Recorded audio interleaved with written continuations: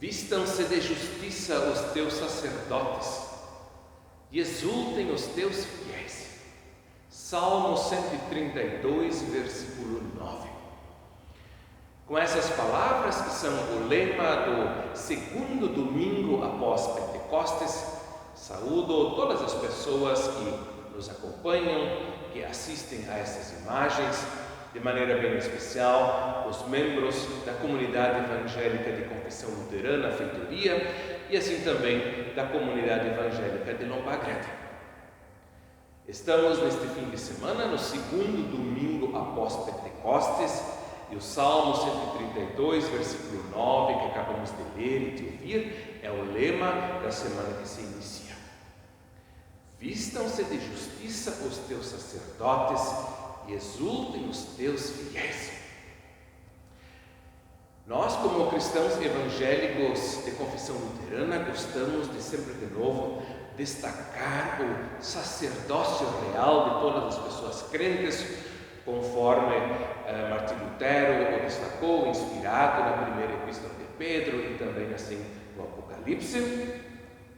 O texto de pregação indicado para este segundo domingo após Pentecostes, ele vai falar e vai narrar como Jesus, ainda antes da sua morte e ressurreição, envia os seus 12 apóstolos como seus mensageiros, como seus missionários, a pregarem o Evangelho e, especialmente destacado aqui, a expulsar demônios e a curar. Bem sabemos, no Antigo Testamento, o número 12 representa o povo de Deus. Temos de maneira destacada lá as 12 tribos de Israel. E ainda no Novo Testamento, por exemplo, lá no Apocalipse, é feita referência às 12 tribos de Israel, um número que naquele caso então se refere metaforicamente à Igreja de Jesus Cristo. Os 12 apóstolos que são enviados por Jesus, eles representam, portanto, o povo de Cristo, que após a ressurreição do nosso Senhor vai ser todo ele enviado. Não mais apenas 12, mas toda a Igreja de Jesus Cristo é enviada a fazer discípulos de todas as nações. E com isso, a ideia do apostolado e também do sacerdócio, ela é de fato ampliada e aplicada a todos os cristãos. E agora é dito aqui no Salmo: vistam-se de justiça os teus sacerdotes. Vistam-se. Por um lado, pode ser talvez um subjuntivo, um desejo que eles se vistam, os sacerdotes de Deus. Ou também um imperativo: vistam-se, uma ordem. Como quer que seja, eu vou interpretar isso mais na direção de um desejo, de um anseio. O anseio é que os sacerdotes de Deus, isso eu quero neste momento então aplicar a cada pessoa cristã, se vistam de justiça. Como devemos interpretar isso? Penso inicialmente lá no livro do Gênesis, onde é dito que Adão e Eva, depois que comeram da árvore do conhecimento do bem e do mal, perceberam que estavam nus. Antes eles estavam nus também, mas não perceberam. Agora a culpa lhes abriu os olhos para verem a sua nudez. Deus os veste então lá com folhas. Mas eu penso que a vestimenta mesmo que nós precisamos é, como diz o Salmo, é a vestimenta da justiça de Deus. E por isso, quando o apóstolo Paulo, lá em Romanos 1, fala do Evangelho, que anuncia a justiça de Deus, que é revelado, pelo qual é revelado a justiça de Deus, então eu penso que é interessante, e válido e importante nós fazermos essa relação. O Evangelho de Jesus Cristo, que nos anuncia o perdão dos nossos pecados, ele é a vestimenta que nos cobre, que nos dá a justiça, que encobre a nossa nudez causada pelo pecado. Além disso, Lá na Epístola aos Colossenses, o autor ele escreve aos seus leitores e pede a eles, exorta-os, dizendo: revesti-vos de ternos afetos de misericórdia. O texto do Evangelho que vamos ler e meditar a seguir fala da misericórdia, da compaixão de Jesus. E nós, como igreja cristã, como sacerdotes, como mensageiros de Cristo, nós também experimentamos a misericórdia de Cristo e por isso somos convidados a expressar essa misericórdia às pessoas e ao mundo que está ao nosso redor. Somos revestidos da justiça de Deus anunciada no Evangelho, essa justiça do perdão, da salvação que está em Cristo. E motivados e convidados a nos revestirmos de ternos afetos de misericórdia como expressão da justiça de Deus que nos cobre, que nos reveste. E realizamos estes minutos de meditação, reflexão, oração e louvor em nome do Trino Deus que é Pai, Filho e Espírito Santo. Amém. Leio do Evangelho segundo Mateus, no 9º capítulo, versículo 35, melhor dizendo, até o 10º capítulo, no 8º versículo. Assim, lá lemos e vimos: E percorria Jesus todas as cidades e povoados, ensinando nas sinagogas, pregando o Evangelho do reino e curando toda sorte de doenças e enfermidades. Vendo ele as multidões, compadeceu-se delas, porque estavam aflitas e exaustas como ovelhas que não têm pastor. Então se dirigiu aos seus discípulos, dizendo: a seara, na verdade, é grande, mas os trabalhadores são poucos. Rogai, pois, ao Senhor da seara, que mande trabalhadores para a sua seara. Tendo chamado os seus 12 discípulos, deu-lhes Jesus autoridade sobre espíritos imundos para os expelir e para curar toda a sorte de doenças e enfermidades. Ora, os nomes dos 12 apóstolos são estes: primeiro, Simão, por sobrenome Pedro, e André, seu irmão, Tiago, filho de Zebedeu, e João, seu irmão, Filipe e Bartolomeu, Tomé e Mateus, o publicano, Tiago, filho de Alfeu, e Tadeu, Simão o Zelote, e Judas Iscariotes, que foi quem o traiu. A estes 12 enviou Jesus, dando-lhes as seguintes instruções: não tomeis rumo aos gentios, nem entreis em cidade de samaritanos, mas de preferência procurai as ovelhas perdidas da casa de Israel, e à medida que seguirdes, pregai que está próximo o reino dos céus. Curai enfermos, ressuscitai mortos, purificai leprosos, expeli demônios, de graça recebestes, de graça dai. Até aqui a palavra do Evangelho. Queridos irmãos, caras irmãs, na estrutura do Evangelho segundo Mateus, o versículo 35 do 9º capítulo tem um significado muito importante, porque esse versículo sintetiza a prática de Jesus e diz que Jesus fazia essencialmente duas coisas.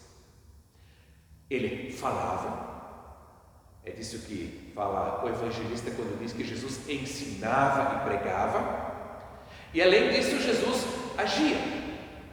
É disso que o evangelista Mateus fala quando ele cura toda sorte de doenças e enfermidades.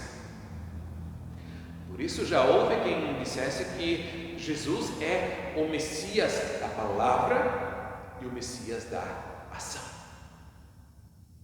E agora é dito que esse Messias que fala e que age, ele vê as multidões, se compadece delas, porque elas estavam aflitas e exaustas como ovelhas que não têm pastor. Jesus, ele diz a seu próprio respeito: eu sou o bom pastor. E ele vê essas pessoas, se compadece delas e se propõe a ser o pastor desse rebanho que está perdido, sem orientação, sem cuidado, sem pastoreio. Jesus, portanto, o bom pastor, em primeiro lugar, é aquele que enxerga e é aquele que se compadece.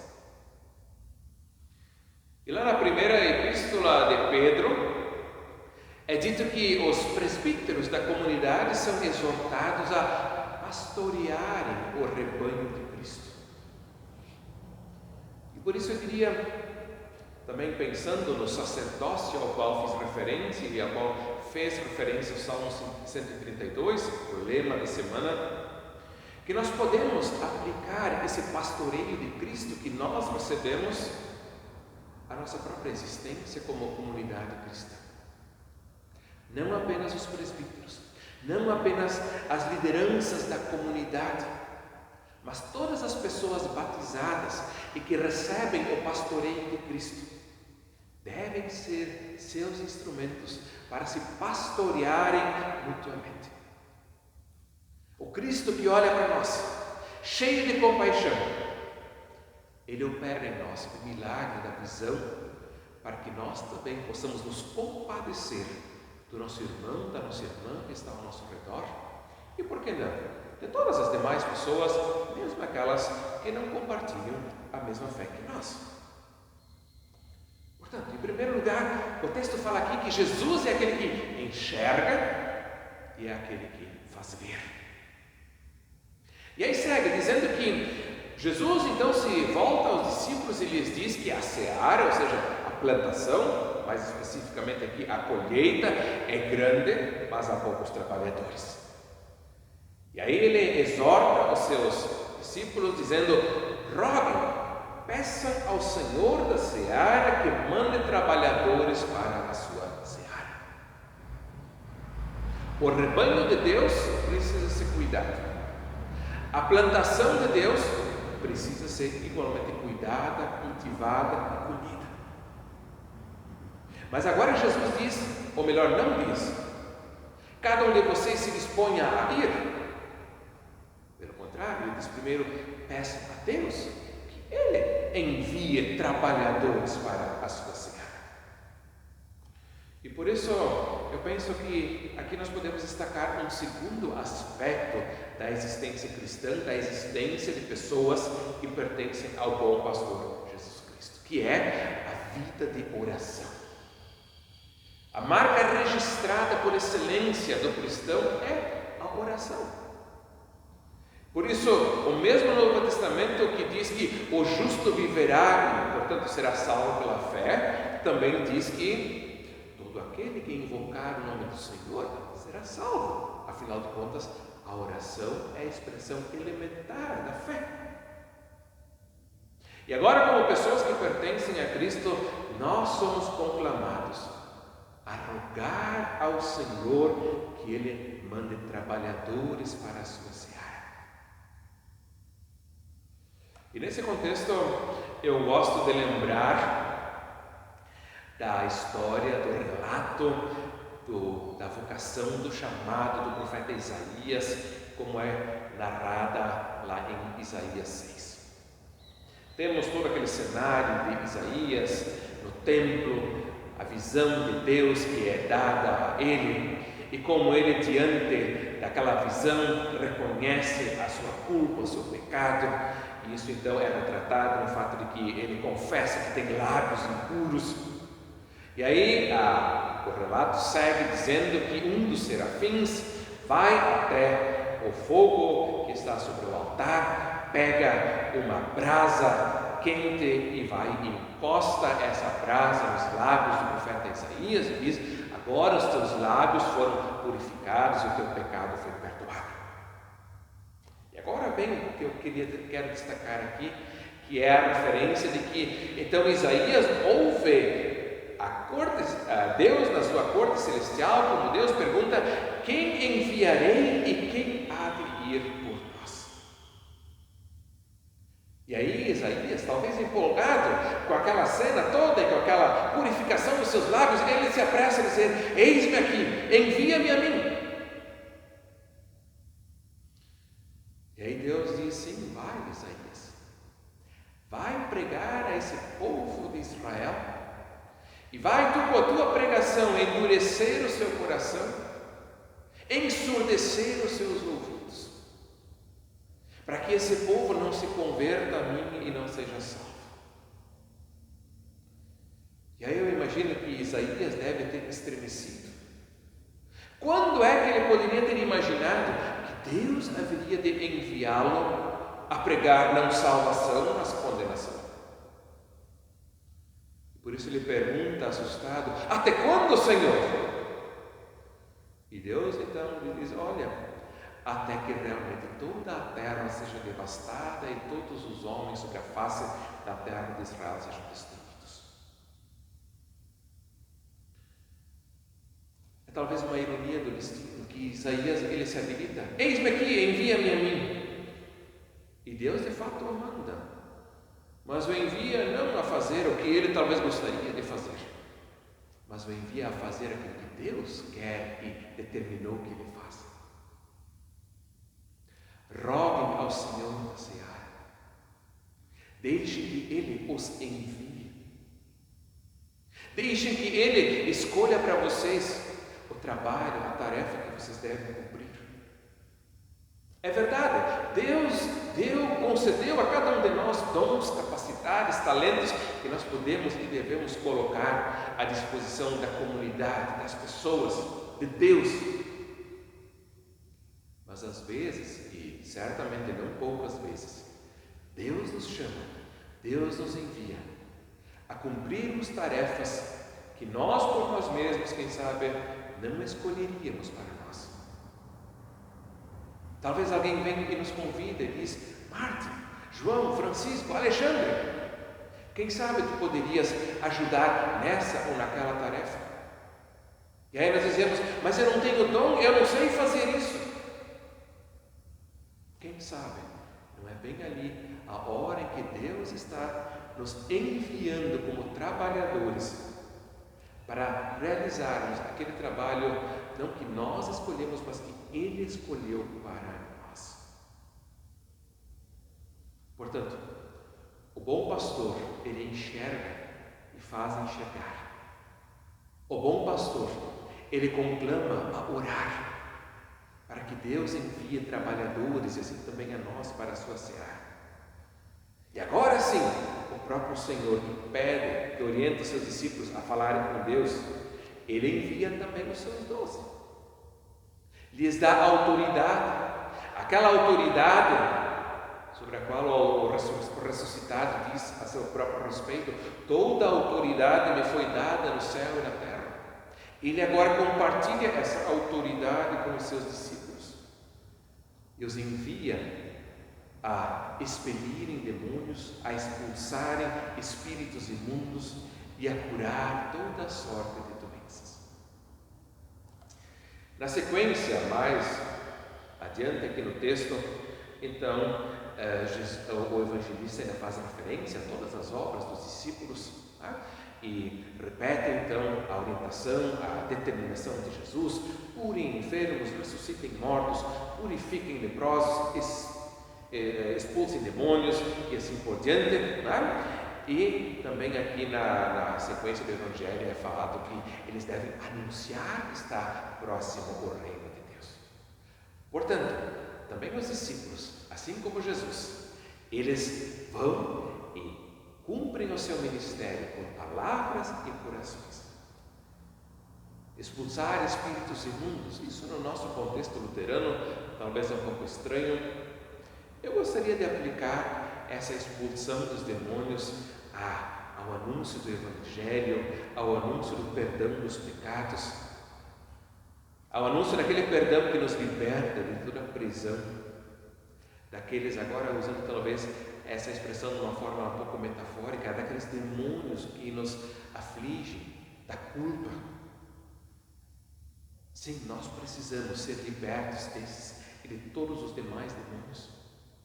E assim como o Salmo 32 fala que depois que o salmista confessou os seus pecados, ele foi curado dos seus ossos secos.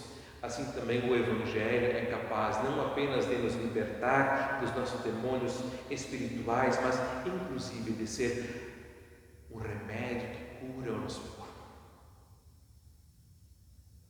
O bom pastor, ele vê as ovelhas e assim abre os nossos olhos para vermos as pessoas ao nosso redor. O bom pastor nos chama a orarmos e nos envia a cumprirmos aquela tarefa que ele mesmo nos deu. E para isso ele nos dá a sua autoridade para, como mensageiros do Evangelho, expulsar demônios, libertar pessoas, curar na verdadeira e plena acepção da palavra. Amém. Peço sua licença para entoar ainda a terceira e a quarta estrofes do hino 468 do livro de canto de SLB. Faze com que teus filhos, sob tua inspiração, sejam tuas testemunhas pela palavra e ação.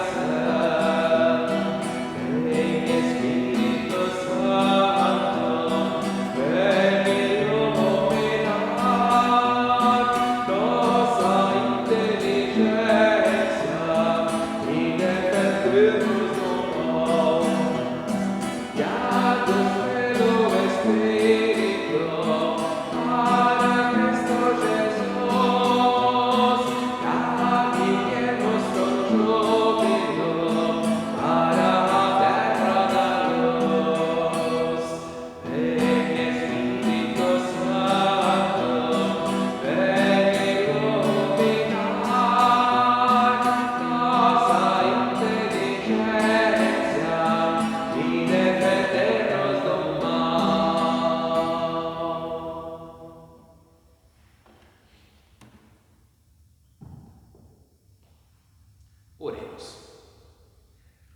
Bondoso Deus, nosso Pai, obrigado que nós vivemos da Tua justiça, a justiça que salva, que perdoa, que cura, que transforma.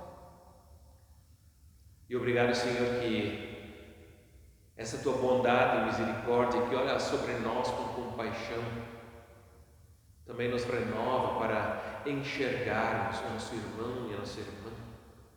E assim enxergarmos todas as pessoas, não com arrogância, não com orgulho, não com desprezo, mas com compaixão e misericórdia. Sem concordar, evidentemente, com o que é errado, com o que é mal, com o pecado, mas acima de tudo, buscando a salvação, a redenção de todas as pessoas, assim como Tu nos buscaste para que nós te pertençamos em Cristo Jesus.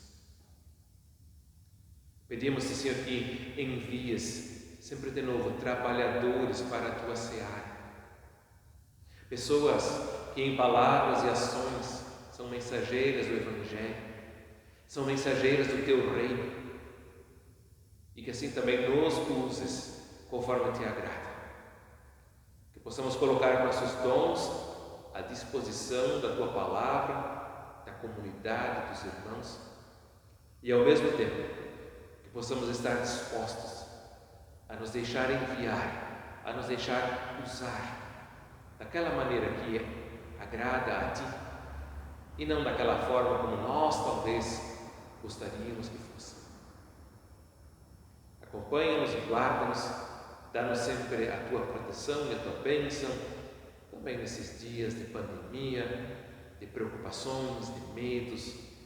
Dá-nos o Teu amparo, a Tua proteção e lembra-nos, fortalece-nos sempre de novo na certeza de que Tu olhes com compaixão sobre nós e amparas, proteges e conduzes a todos nós. Assim pedimos e agradecemos, dizendo, conforme Jesus Cristo nos ensinou: Pai nosso que estás nos céus, santificado seja o Teu nome. Venha o Teu reino. Seja feita a Tua vontade, assim na terra como no céu. O pão nosso de cada dia nos dá hoje. E perdoa-nos as nossas dívidas, assim como nós também perdoamos aos nossos devedores. E não nos deixes cair em tentação, mas livra-nos do mal, pois Teu é o reino, o poder e a glória para sempre. Amém. O Senhor te abençoe e te guarde. O Senhor faça resplandecer o seu rosto sobre ti e tenha misericórdia de ti. O Senhor sobre ti levante o seu rosto e te dê a sua paz. Amém.